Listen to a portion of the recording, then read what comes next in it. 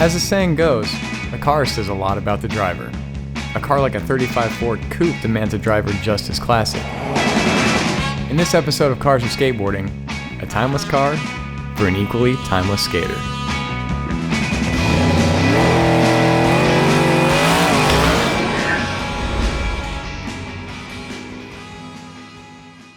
We're here in beautiful Carlsbad, California, home of the world's oldest skate park. This is not it. However, it is home to a legend. Now that word gets thrown around a lot these days, but there's one dude who really fits the bill. Steve Caballero is here. And I'm super excited to go get a session with him, and I'm kind of hoping he's gonna let me drive his car, because that's why we're here.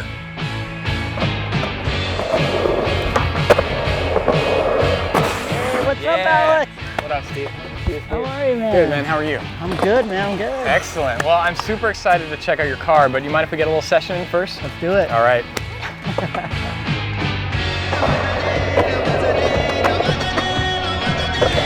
Yeah, buddy. It's kind of a trip to realize you're sessioning with Steve Caballero.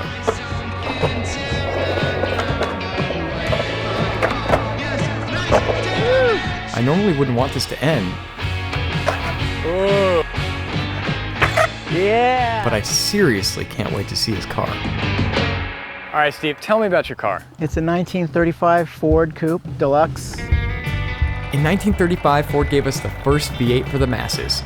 It was the people's car with power. Suddenly, the distance from point A to point B got a lot faster and a lot more fun. It's got a kind of a slight custom to it, but it's pretty much barely stock. A lot of them have been tampered with, chopped, channeled, hot rodded out. It's pretty rare that you actually find one of these in its original condition. Let's take a look around. Show me around this thing. First thing I replaced was the tires, and I got some bias plastic tires. They're not the safest, but they look original. You can't go wrong with white walls. Exactly. The owner that had it before me had kind of a slight modification. He kind of lowered the spare tire.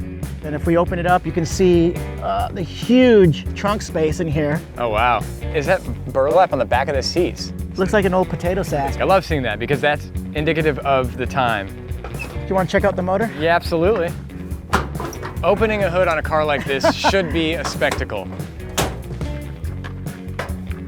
Wow. There she is. Beautiful. Ford Mercury flathead. That is a working engine. Well, it's not the prettiest thing, but it's an upgrade. A little bigger, faster engine. Good for bank robberies. Oh, for sure. It's a great getaway car. Okay, good. I'm really getting a mob vibe from this thing. Now, I know Steve's a big collector, so I'm excited to see what else he has. And surprisingly, he's allowing me to drive his coupe back to his house. Needless to say, he made me an offer I couldn't refuse. So flick that switch down, and there's a push starter. Oh, push start, beautiful. Push start, and then give it gas. Okay. It purrs, right? It sure does. Oh boy. She's in good shape. All right. Ready to go. Ooh, no power steering. Yeah. Does that make you nervous? Yeah. Fantastic. And at this light up here, we're gonna make a right. Okay. So it's probably this. Oh my God.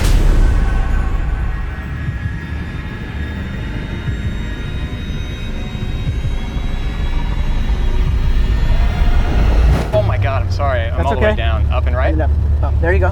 Nothing like the sound of your gear popping out. Oh boy. You're doing good, man. So, classic cars, they elicit all sorts of emotions that you don't get from a normal car these days. Oh, for sure. But there are pros and cons.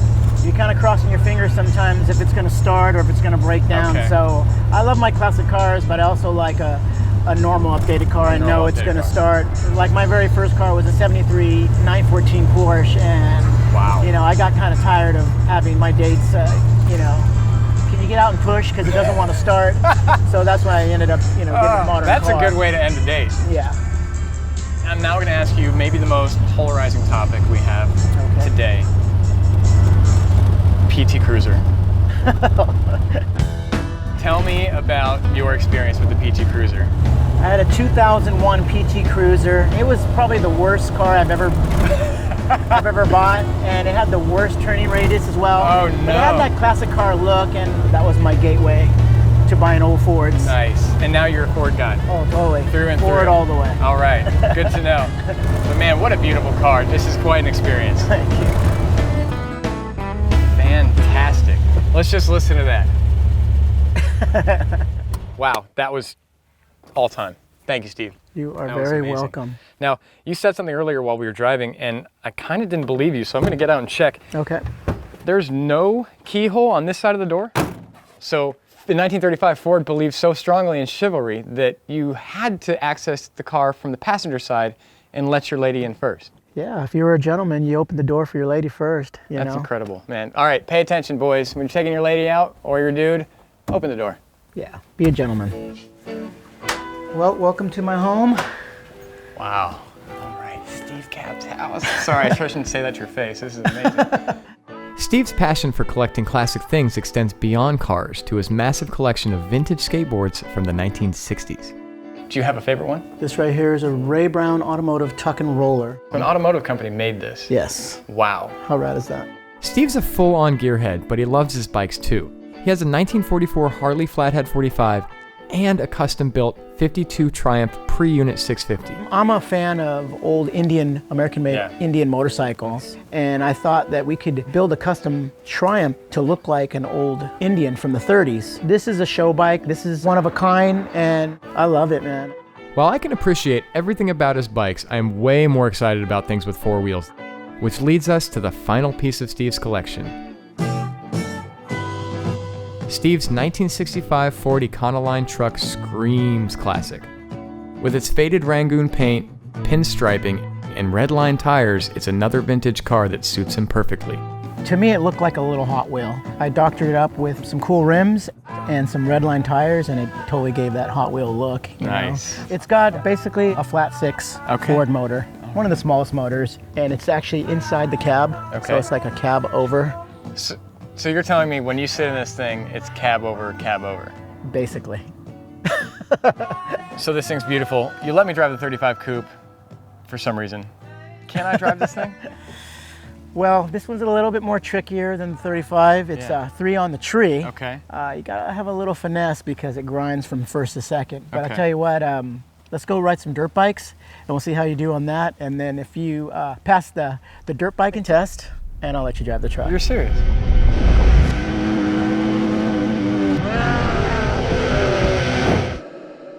I guess I don't have a choice. Let's do it. Let's do it. What did I get myself into? So yes, I'm super nervous, but if it just takes riding bikes to get to drive this thing back home, then I can't say no. Plus, when will I get another opportunity to get private lessons from Steve Caballero? It's a once-in-a-lifetime opportunity.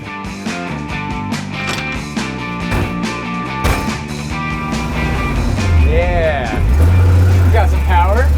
A little bit. She's got the pull. I gotta say, this is quite an amazing moment for me. Riding down the road with one of the most celebrated skaters ever in his classic pickup, how can it get any better than this? Oh man, the oil light's on. Uh-oh. Sweet.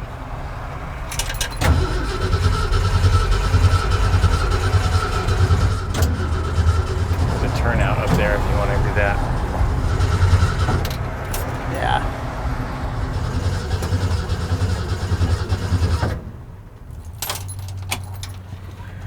Well, you know what to do. Yes, sir.